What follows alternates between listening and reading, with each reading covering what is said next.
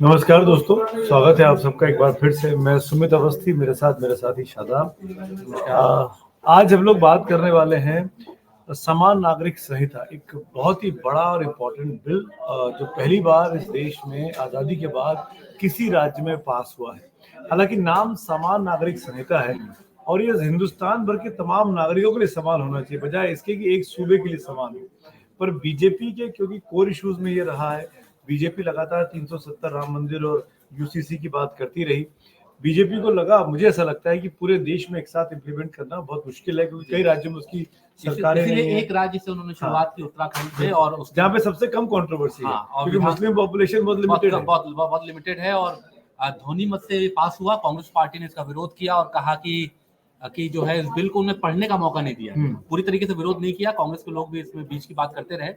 हालांकि एक इसमें इंटरेस्टिंग बात और है कि नाम तो जरूर समान नागरिक संहिता है, लेकिन जो वहां पे जो जनजाति जो आबादी है उनको बाहर रखा गया है। तो ये भी एक सवाल उठ रहा है कि क्या ये सिर्फ किसी एक संप्रदाय के लिए, धर्म के लिए लाया गया है, या पूरे राज्य को क्यों नहीं शामिल किया गया। ये इसके आलोचक इस बात को कहते हैं। देखिए, बहुत मुश्किल है इस देश में, जहाँ पे तरह तरह की जाति, संप्रदाय और परंपराओं को मानने वाले लोग रहते हैं, वहाँ पे सबको एक साथ एक ही चीज बनवाई जाए। वरना ये जो गुलदस्ता है, ये इसीलिए खूबसूरत है कि तरह तरह के फूल है इसके अंदर। तो अगर ये सिर्फ एक ही फूलों का गुलदस्ता बन जाएगा तो मजा कैसे आएगा। इसके जो इम्पोर्टेंट पॉइंट्स हैं, आप बताइए। आप ब्रीफ करें उसको, फिर मैं भी कुछ बताता हूँ। मैं तो 2-3-4 चीजें, दो जो पॉजिटिव चीजें, पहले उसके बारे में बात करते हैं। संविधान जब बन रहा था 1950 में, जब संविधान सभा ने इसको पास किया, तो ये बात बाकायदा चर्चा में हुई कि देश में एक कानून होना चाहिए। और उस वक्त लगा कि पूरे देश में वही बात, इतना बड़ा देश है, अलग अलग जाति संप्रदाय मानने वाले लोग हैं, अलग अलग परंपराएं हैं सबकी, सबको एक साथ एक नियमों में नहीं बांध सकते। फॉर एग्जाम्पल, ऐसी बहुत सी आदिवासी जातियां हैं, आदिवासी समूह हैं, जहाँ पर महिला डोमिनेट होती है। वहां पर कई शादियों का बहुविवाह जो कॉमन है, उड़ीसा में है, नॉर्थ ईस्ट में है, तमाम। तो इन सब चीजों को देखते हुए संविधान सभा ने इस चीज का कानून बनाया कि इसको हम नीति निर्देशक तत्वों में डाल देते हैं, डायरेक्टिव प्रिंसिपल्स में। लेकिन ये भी कहा संविधान सभा ने कि आगे जाकर आने वाले वक्त में हमको ये प्रयास करना चाहिए कि ये संविधान का हिस्सा बने, नीति निर्देशक तत्व से बाहर निकालकर इस पर कानून बनना चाहिए। और 75 साल हो गए, नहीं बना। अब बीजेपी को मौका मिला, बीजेपी के एजेंडे में था, तो बीजेपी ने कम से कम एक राज्य में लागू करके 2024 के पहले ये पिक्चर पेश करने की कोशिश की है कि 370 हमने हटा दिया। जो हम कहते रहे राम मंदिर नहीं बन रहा था, हमने वो बना दिया। राम मंदिर बन चुका है, मोदी जी ने उसका प्राण प्रतिष्ठा कर दी। और तीसरा जो कोर इशू था यूसीसी का, जिसको लेकर बीजेपी अनटचेबल मानी जाती थी, उसको भी हमने पास करा दिया और विरोध करने वाले कुछ नहीं कर पाए। तो समझिए इसके कुछ महत्वपूर्ण पॉइंट्स बता देते हैं कि जो यूसीसी बिल उत्तराखंड में पास हुआ है आखिर वो है क्या। देखिए, ये बिल कहता है कि जो शादी के लिए जो मिनिमम एज है उसको लड़के के लिए 21 साल और लड़की के लिए 18 साल फिक्स की गई है। कुछ बहुत सी जगहों पे क्या था कि शादियां कम एज में भी हो जाती थी, तो अब ये 21-18 है। हाँ, लेकिन 21-18 पहले से ये कानून के लेवल पे, मुस्लिम समुदाय में था कि वो शरिया के हिसाब से थोड़ा पहले भी नहीं। पर अगर आप 18 से छोटे उम्र में, 21 से कम उम्र में बाल विवाह, और अगर आपकी शिकायत हो जाए तो आपको सजा हो सकती है। तो लेकिन अब कानून बना के, ये कानून नहीं करो, ये कानून है, यूसीसी में डाला है। यूसीसी में इससे इम्पोर्टेंट जो चीज है ना, उसमें इस लाइन के साथ साथ एक लाइन और लिखी गई है कि लड़कियों की जो उम्र 18 साल लिखी गई है उसको भी बढ़ाकर आगे लेके आना चाहिए। नहीं, 18 साल को वो पर्याप्त नहीं मान रहे हैं। उनको लगता है कि 18 साल की बच्चियां छोटी होती है, उनको ज्यादा बड़ा होना चाहिए। देखिए, एक जो दूसरी बात है कि पति या पत्नी के जीवित रहने तक जो है दूसरी शादी को प्रतिबंधित किया गया है। यानी जो तलाक है और जो शादी है वो पूरे राज्य के लिए एक जैसी ही लागू होगी। जैसे आमतौर पे जो मुस्लिम समुदाय के मानने वाले लोग हैं वो जो पर्सनल लॉ बोर्ड या जो शरीयत है उसके हिसाब से चलते हैं, और वो कहते हैं कि मुस्लिम धर्म में 4 शादियां अलाउ है। लेकिन अब उत्तराखंड सरकार ये कह रही है कि आप एक से ज्यादा शादी नहीं कर सकते। बिल्कुल। और एक से ज्यादा शादी आप करेंगे तो आपको सजा होगी, गैर कानूनी सजा होगी, आपको जेल भी जा सकते हैं। तलाक का नियम भी बदला गया है। जैसे जो मुस्लिम कम्युनिटी में आमतौर पे 3 तलाक की जो प्रथा है वो पूरे देश में बंद की गई है, लेकिन उसके बाद भी जो 4 कैटेगरी है जिसमें तलाक दिया जाता है उसको पूरी तरीके से प्रतिबंधित किया गया है। और उत्तराखंड सरकार ये कह रही है कि जो कोर्ट के माध्यम से ही आपको तलाक लेना होगा, और कोई भी पक्ष कोर्ट जाएगा तो उसको ही माना जाएगा। यानी जो मुस्लिम कानून है या जो मुस्लिम रिलीजन फॉलो करता है, अब वो उत्तराखंड में कम से कम नहीं चल पाएगा। इसी को लेकर विरोध हो रहा है। जो मुस्लिम पर्सनल लॉ बोर्ड है या जो दूसरे मुस्लिम संगठन है वो उसका विरोध कर रहे हैं। वो कह रहे हैं कि जो हमारा शादी को लेकर, तलाक को लेकर जो मानना है या जो परंपराएं हैं उसमें सरकार दखल दे रही है, ऐसा ऐसा वो कह रहे हैं। तो सुमित जी, आपको क्या लगता है कि ये इसको बड़ा प्रोग्रेसिव एक माना जा रहा है इस कानून को? इसमें एडॉप्शन का भी नियम लाया गया है, जो लिव इन रिलेशन है उसको भी नए सिरे से परिभाषित किया गया है। देखिए, तो इसको कैसे आप देखते हैं? देखिए, मंशा राजनीतिक थी, मैं साफ तौर पर कह रहा हूँ, बीजेपी की मंशा राजनीतिक थी, तभी उत्तराखंड में लेकर आया, उसको लागू कर दिया 24 के पहले, लागू कराने की कोशिश में दिख रहा है, जो कि पास हो गया तो लागू हो भी जाएगा। मेरा कहना दो तीन है, नो डाउट प्रोग्रेसिव है, नो डाउट महिलाओं के लिए, क्योंकि हमारे बहुत से पर्सनल लॉज ऐसे हैं, चाहे हिंदू धर्म में हो, चाहे मुस्लिम धर्म में हो, चाहे किसी और धर्म में हो, जो महिलाओं के बहुत खिलाफ रहे।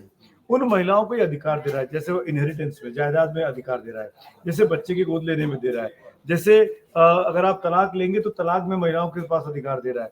तो ये तमाम चीजें ऐसी महिलाओं के पॉइंट ऑफ व्यू से देखा जाए तो इस बिल को बहुत ही प्रोग्रेसिव कहा जाएगा। और बीजेपी ने अपनी जो एक महिला कॉन्स्टिट्यूंसी बनाने की कोशिश की है, महिला आरक्षण बिल को पास कराकर, नरेंद्र मोदी महिलाओं में बहुत लोकप्रिय हैं, उसी चीज की दिशा में इस कदम को देखना चाहिए। तो मंशा राजनीतिक है, लेकिन कुछ अच्छे कदम भी हुए कि महिलाओं के लिए बहुत प्रोग्रेसिव है। लेकिन मुझे कुछ चीजों को लेकर कुछ बातें ऐसी हैं जो शायद अपन चर्चा करेंगे तो मैं बताऊंगा, जहां पर मुझे लगता है कि फॉर एग्जांपल जैसे लिव इन रिलेशनशिप को कहा गया है, लिव इन रिलेशनशिप तब मानी जाएगी जब वो रजिस्टर्ड हो। मतलब अगर आपको अपने माँ बाप से बगैर मर्जी के शादी अगर आप करते थे या लिव इन में रहते थे जाके, वहां पे अगर आप उत्तराखंड में रह रहे हैं और अगर आप किसी दूसरे प्रदेश के नागरिक भी हैं, तो आपको बाकायदा रजिस्ट्रेशन कराना पड़ेगा, मतलब आपको डिक्लेयर करना पड़ेगा कि आप इस पार्टनर के साथ रह रहे हैं जाके। फिर वहां का एक अधिकारी आके जांच करेगा कि आप दोनों का कोई पुराना कोई लिव इन पार्टनर तो नहीं है, ऐसा तो नहीं आप टू टाइमिंग कर रहे हैं, कोई पुरानी शादी तो नहीं है। वो जिस चीज को आप प्राइवेसी के साथ करना चाहते थे वो पब्लिक डोमेन में। देखिए, इसमें सरकार का तर्क तो है बच्चा विवाह कर लेगा ना, फिर बच्चा लिव इन में क्यों रहेगा जब रजिस्ट्रेशन ही कराना है। सरकार इसको ही रोकना चाहती है और वो मुझे मानती है कि जो भारत की एक परंपरा है, जो एक सामाजिक ताना बाना है, वो इससे बिगड़ रहा है लिव इन रिलेशनशिप से।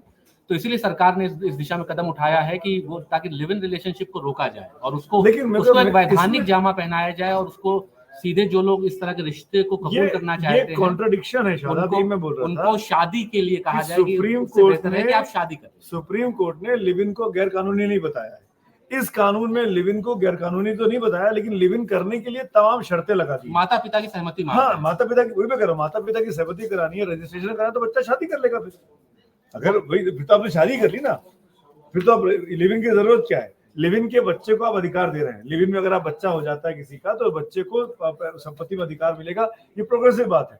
पर कहीं ना कहीं कुछ चीजें ऐसी हैं जो सेंट्रल के कानून के साथ कॉन्ट्रडिक्शन में आती हैं, और हमारा संविधान साफ साफ कहता है कि जहां जहां पर कंकरेंट लिस्ट में जब भी मामला पेचीदा होगा, टकराव होगा, तो जो केंद्र का कानून है वो माना जाएगा, राज्य का कानून नहीं माना जाएगा। तो वहां पर आगे टकराव की स्थिति पैदा होती है, वहां पर समान नागरिक संहिता थोड़ा कमजोर हो जाता है, थोड़ा इसमें सवाल खड़े हो जाते हैं। लेकिन जो आपने बात मुस्लिम समाज को लेकर के, और मैं इनफैक्ट आप ही से पूछना चाहूंगा, और आप इसको आप ही बेहतर बता सकते हैं कि हलाला को इन्होंने बैन कर दिया है इस कानून के तहत, इद्दत होता है उसको बैन कर दिया है कि ये महिलाओं के खिलाफ है, महिलाओं के लिए अच्छा नहीं है, इसकी जरूरत नहीं है।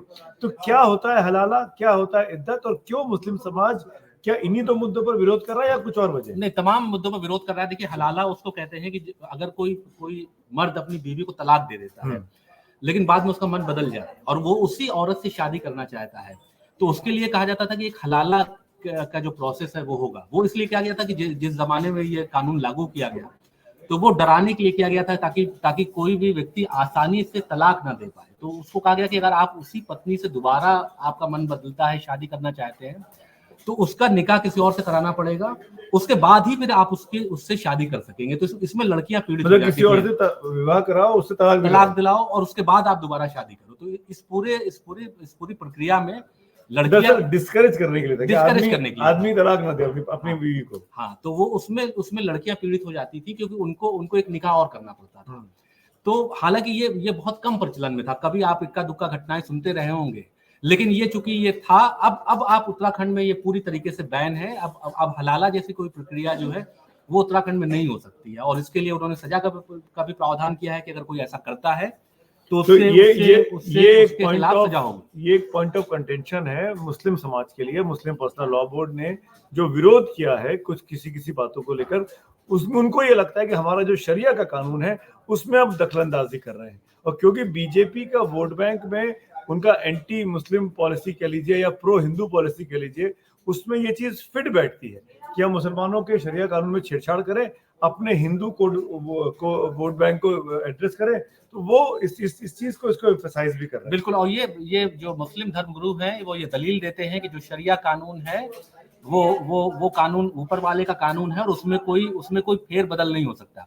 देखिए, जो 4 शादियों पर रोक लगाई गई है उसको भी लेकर भी मुस्लिम संगठनों का विरोध है। उनका कहना है कि वो चूंकि उनका निजी मामला है कि जो शादी होती है वो आपसी सहमति से होती है, इसलिए उसमें सरकार दखल नहीं दे सकती है कि कोई व्यक्ति कितनी शादी कर सकता है। खास बात यह है कि मुस्लिम 4 शादियां होती हैं आज भी समाज में, कम होती है, ना के बराबर होती है, लेकिन कोई करना चाहे दो- तो कम से कम दो शादियां, 3 शादियां, आपराधिक कानून उसके खिलाफ नहीं लगता है। 2 शादियां 3 शादियां होती है मुस्लिम समाज में, होती है, आदिवासियों में भी होती हैं। आप देखें तो तमाम राज्यों आदिवासियों को तो बाहर कर दिया इन्होंने, हाँ, पर यहाँ मुस्लिमों को बाहर नहीं किया। हाँ, मुसलमान को बाहर नहीं किया, मुस्लिम तो बहुविवाह पर, पॉलीगैमी पर पूरी तरीके से रोक लगा दी है। यानी आप एक व्यक्ति एक साथ 2, 3, 4 शादियां नहीं कर सकता है, गैर कानूनी। एक खास बात और यह है कि जो मुस्लिम समुदाय है उसमें जो शादियों को एक कॉन्ट्रैक्ट माना गया है कि एक कॉन्ट्रैक्ट है, ये कोई 7 जन्मों का बंधन नहीं माना गया है इस कम्युनिटी में। तो हिंदू समाज में तलाक ही नहीं है।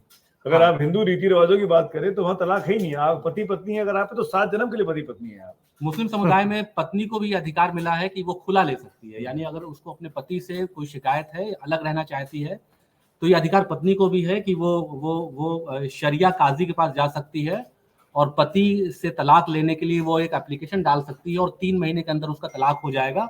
उसको किसी कोर्ट या किसी कानून के अंतर्गत जाने की जरूरत नहीं पड़ती है। तो महिला जब तलाक लेती है अपने शौहर से तो वो खुला कहलाता है। वो खुला कहलाता है। तो जो अधिकार पुरुष को है कि वो महिला को तलाक दे सकता है, वही अधिकार महिला को भी है कि वो खुला ले सकती है और उसको उसके लिए किसी अदालत के चक्कर काटने की जरूरत नहीं। तो अगर वो पति नहीं मानेगा तो भी तलाक हो जाएगा, खुला ये कहता है। समान नागरिक संहिता में खुला पर तो रोक नहीं लगी ना? नहीं, रोक लगी। खुला पे रोक लगी? खुला पे रोक, मतलब महिला खुला नहीं कर सकती? नहीं कर सकती। तो पुरुष ही करेगा? नहीं, महिला को भी करना होगा तो वो कोर्ट जाएगी। अच्छा, कोर्ट। अब वो काजी के जरिए नहीं कर सकती है। पहले ये था कि वो काजी के जरिए कर सकती थी कि अगर किसी पति पत्नी में विवाद हो गया, पति तलाक नहीं दे रहा है, अदालती प्रक्रिया लंबी है, महिला को लगता है कि कई साल गुजर जाएंगे, वो किसी काजी के पास जाके तलाक ले ले, तो अब उसके पास ये जो विकल्प है वो खत्म हो गया। मतलब दोनों को, चाहे मर्द हो चाहे औरत हो, तलाक लेना होगा तो कोर्ट ही जाना पड़ेगा। अब कोर्ट की प्रक्रिया में चाहे 5 साल तलाक जो होता था वो सब वो पूरी तरीके से वो ये इसीलिए मुस्लिम समाज जिसमें विरोध जता रहा है। एक और पॉइंट, तीसरा पॉइंट, इद्दत वाला बात समझाइए। इद्दत क्या है? इद्दत पे क्यों रोक लगाई गई? देखिए, इद्दत का पीरियड ये होता है कि जब महिला और पुरुष के बीच तलाक होता है तो वो 40 दिन का एक कूलिंग पीरियड दिया जाता है कि 40 दिन से पहले कोई भी जो महिला है वो शादी नहीं कर सकती। उसको एक जेस्टेशन, सिर्फ महिला, पुरुष कर सकता है? नहीं, पुरुष भी आमतौर पर नहीं करता है, क्योंकि उसको एक जेस्टेशन पीरियड माना जाता है कि अगर उस दौरान के बाद अगर कोई महिला कुछ जो गर्भवती हो जाए या कोई और इश्यू हो तो उसको 40 दिन के अंदर वो डिसाइड हो जाता है, तो उसको एक इद्दत पीरियड माना गया है जिसको मुस्लिम समुदाय मानता रहा है। लेकिन अब इस कानून में ये कहता है कि अब कोई इद्दत पीरियड नहीं होगा, क्योंकि तलाक की प्रक्रिया लंबी हो जाएगी तो दोनों पक्ष को अब कोर्ट जाना पड़ेगा। तो ये इसको लेकर भी एक विरोध है। ये विरोध, मतलब इद्दत पर रोक लग गई है, इद्दत के विरोध का भी समाज जो है, मुस्लिम समाज, वो विरोध कर रहा है। तो मुस्लिम संगठनों का विरोध जो हो गया वो इद्दत पे हो गया, वो खुला पे हो गया, वो तलाक पे हो गया, वो बहुविवाह पे हो गया, है ना? ये 3-4 ऐसे पॉइंट है जिसको ये माना जा रहा है कि मुस्लिमों का जो शरिया कानून है उसमें दखलंदाजी, उसमें अपनी तरफ से किसी तरह का व्यवधान पैदा करने के ये बिल्कुल आया गया है। क्योंकि ये कानून ही है समान नागरिक संहिता, यानी जितने सिविलियन मामले हैं वो सबके लिए एक होंगे। तो मुस्लिम समाज ने विरोध कर दिया, आदिवासी समाज को सरकार ने ही बाहर रख दिया है, तो फिर सवाल वही खड़ा होता है कि समान नागरिक कैसे हो गए? नहीं, बिल्कुल। आप अगर ये तो उत्तराखंड की बात है, अगर आप राजस्थान में जाएं तो वहां पे भी बहुविवाह का प्रचलन है। जो आदिवासी इलाके हैं, जो डूंगरपुर है उसके आसपास के इलाके हैं, झारखंड है, उड़ीसा है, नॉर्थ ईस्ट के तमाम राज्य हैं जहाँ पे पुरुष या महिला कोई अधिकार है कि वो एक से ज्यादा शादियां कर सकें और वो एक साथ रहते हैं। इस तरह का एक सोसाइटी में एक प्रचलन है। तो अगर समान नागरिक संहिता दूसरे राज्यों में भी आती है तो क्या सवाल यही उठता है कि क्या सबको उसमें शामिल किया जाएगा या आदिवासी या जो इस तरह की कम्युनिटी है उसको बाहर किया जाएगा, सिर्फ मुस्लिम समुदाय को शामिल किया जाएगा? इसको लेकर मुस्लिम संगठनों का विरोध है। उनका कहना है कि उनको जानबूझकर जो उनके धार्मिक मामले हैं उसमें उनको टारगेट किया जा रहा है। उनका ये भी कहना है कि इससे रोटी रोजगार का मसला हल नहीं होता है, बल्कि ये एक ऐसा मुद्दा है जिससे किसी दूसरे को फर्क नहीं पड़ता है। कोई व्यक्ति कितनी शादियां करे या किसको तलाक दे, किसके साथ रहना चाहे, इससे समाज पर कोई असर नहीं पड़ता है, ऐसा उनका मानना है। हालांकि बहुत से मुस्लिम संगठन इसका समर्थन भी कर रहे हैं और उनका कहना है कि ये जो हो रहा है वो ठीक हो रहा है, क्योंकि इसमें बहुत से मामलों में लड़कियां पीड़ित होती हैं और पुरुष एक से ज्यादा शादी कर लेता है, लड़कियां नहीं कर पाती हैं। जो हलाला का जो पूरी प्रक्रिया है वो महिलाओं के खिलाफ है, जो इद्दत की प्रक्रिया है वो महिलाओं के खिलाफ है। तो तमाम जो मुस्लिम संगठन हैं, खासतौर पे महिलाओं से जुड़े, वो कुछ लोग इसका समर्थन भी कर रहे हैं। तो क्या जो कांग्रेस ने बिल का विरोध किया और कहा कि पहले इसको स्टैंडिंग कमेटी को भेजिए फिर पास कराइएगा, कांग्रेस का यही तर्क था, नंबर तो थे नहीं उनके पास असेंबली में, तो बिल तो पास हो ही जाना था यूसीसी का।